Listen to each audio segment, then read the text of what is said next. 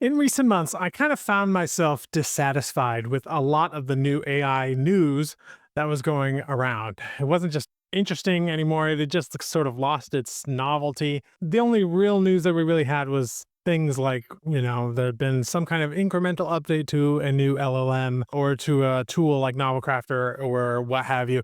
And all of those things just didn't quite excite me anymore the way they did a year or two ago. Even the recent addition of Claude 4, which is a new thing, everyone knows I love the Claude models, even that just doesn't really get me as excited as things used to. But recently, I started working on a new project, and that new project finally got me out of that funk and really excited about writing with AI again. Once I figured that new project out, I realized that there really are three different levels to the authors that are using AI. And this new project that falls into level 3, which I'll get to at the end. It's a new application of using AI that I haven't talked about before on this channel. But let's start by going to level 1, which is where most authors start and stop. I guess technically there could be a level 0 where those are the authors that are not using AI at all in their process. And those are the people who will be left behind in 5 to 10 years once it's essentially mandatory to use AI in your process if you want to survive. So I guess that would be a level 0. But let's start by talking about level 1. And by the way,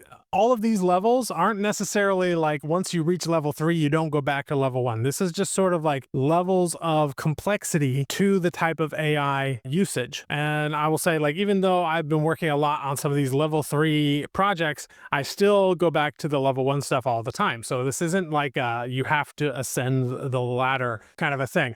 But level 1 is your chatbots. So most authors who start getting into AI start with something like ChatGPT. Maybe if they've done a little research, they might check out Claude or Gemini instead, but ChatGPT is the most common. And the kind of things that people work on at this level is usually just using it as a kind of brainstorming partner, where they will just ask the AI questions, get certain answers. Maybe they'll get as far as providing a series of documents with all of their book information or whatever project it is that you're using the AI for, in order to give the AI a little bit more context for your specific project. But that can get a little bit more complex, especially in a chatbot interface. It's not as easy to do. So most people, I feel like, even the people that don't plan on using AI heavily in their projects, if they use it at all, they'll use it at this first level, which is using these chatbots. And that's totally fine. The nice thing about a chatbot is that it's very simple and easy to use and incredibly versatile. If you've got the right prompts, you can do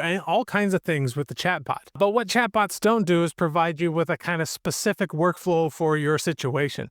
And so sometimes it is important to upgrade to other levels. Now, I generally tell people to have a specialist tool and a chatbot at their disposal so that they can do a little bit of each if they need to. They have the specialist tool to help them with the thing that they're using AI for the most, and then a chatbot as kind of an easy catch-all for everything else. And the nice thing, again, about chatbots is that they are easy, and I will always bet on things that have an easy interface, especially for new beginners who are just getting into things. I will always bet on the people that have that easiest workflow every single time. So that is level 1, the chatbots. Now, kind of alluded to it already, but level 2 are those what we call wrapper tools, which take the large language models and integrate them into a specialist tool that is specifically geared for whatever kind of project you are working on. For this channel, we're primarily interested in tools that make the authoring process easier, specifically for authors. Now, of course, there are a huge variety of tasks that you could use AI for. That's why it's not handy to have a chatbot that can kind of do all of those things if you prompt it correctly. For instance, if you're into coding or marketing or, just anything that's not writing a book, which is what we cover on this channel, it's nice to have that chatbot so you can do some of those things on the off chance that you need it. But on this channel, we focus more on author-specific workflows. And the best tools for these right now are tools like Novel Crafter, Pseudowrite, Raptorite, Plot Drive. There's a whole bunch more. In fact, I get emails every single day from people who have created some cheap clones of something out there and are trying to market it. Most of them do not actually add anything new, and I don't really think that they're anything more special than a simple chatbot. A small handful, my favorites right now are Sudowrite and Novelcrafter and RaptorWrite slash Plot Drive. They're kind of the same thing. The fact that they make these processes easier for an author-specific workflow.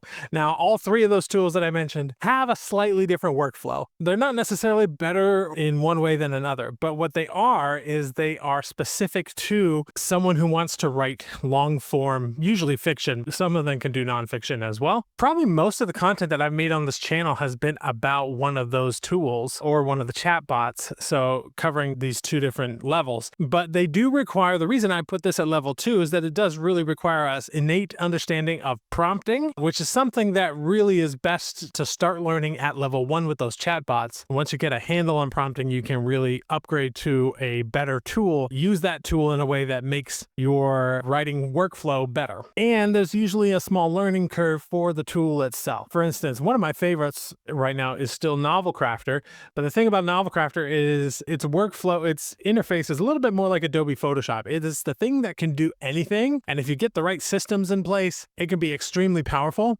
But for an inexperienced author who really hasn't had much experience working with any complicated software, it's maybe not going to be the one for you. There are other tools like RaptorWrite or Sudowrite, which I think make it a little bit easier, but aren't as capable as what Novelcrafter can do. So there's trade-offs and things, and you have to kind of figure out which one works best for your situation.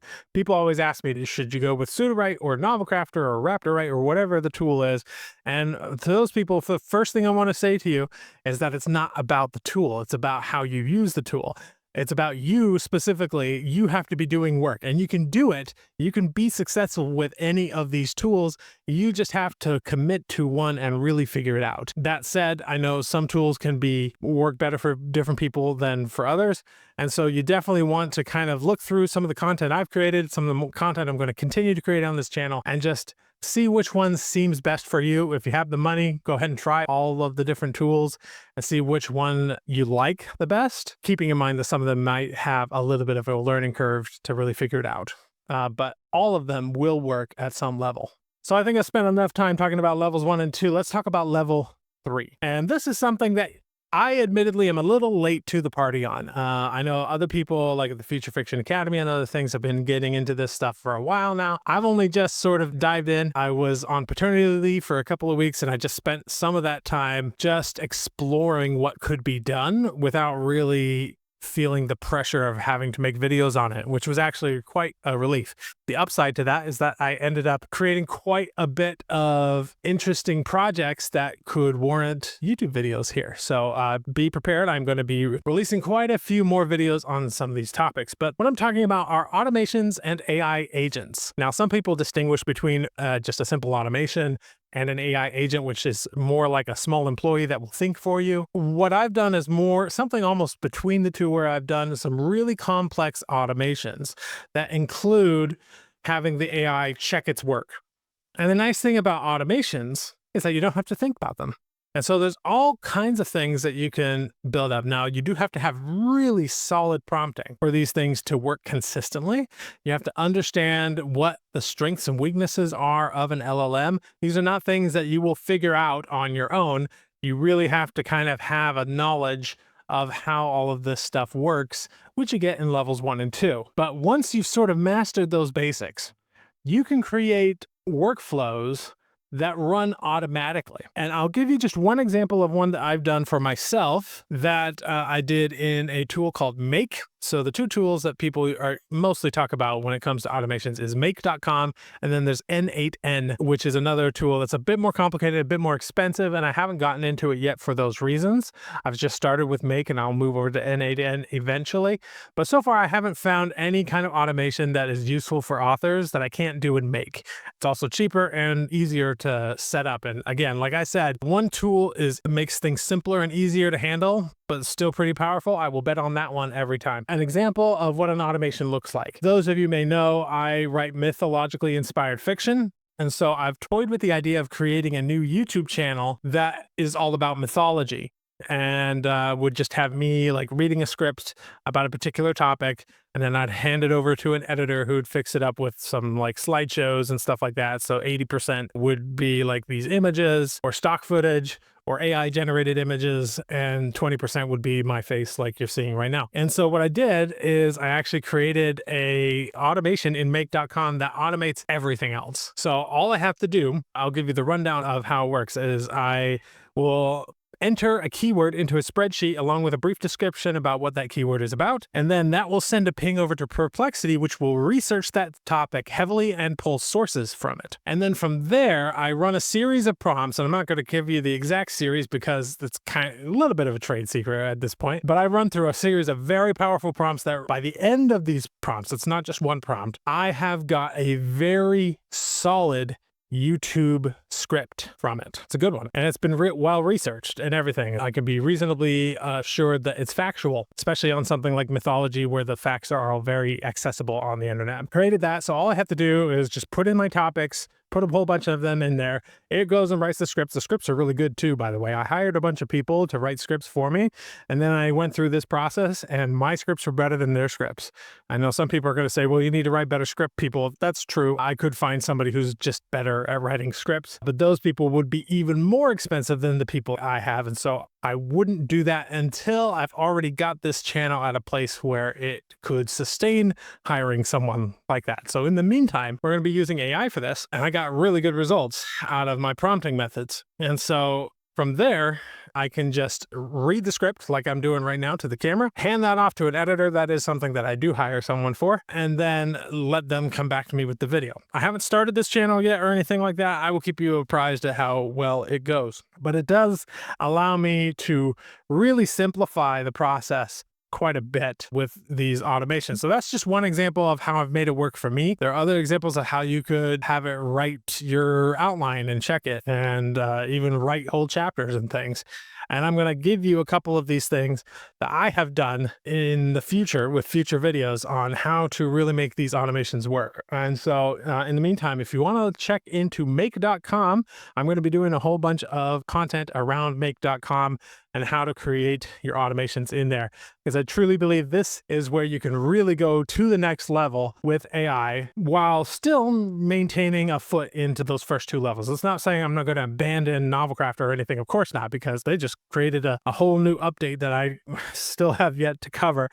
So I'm going to be creating tons of tutorial content for that stuff. It's just some of the things that maybe don't need to be that oversighted by a human can be automated and save you so much time and so much headache. Things like, for instance, you could create an automation where you input your book, you place your book in a folder, and then automatically that'll trigger an automation that creates a story Bible for you and creates marketing materials for you, and just has everything ready for you. And then you can go through, look at it, approve it, edit it, whatever you need to do. But it would just make everything so much easier because you could just do it by dragging and dropping your book into a folder and then letting it go and seeing what that does.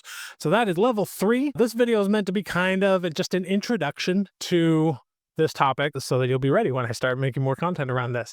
I hope this was interesting to you. I'll see you in the next video.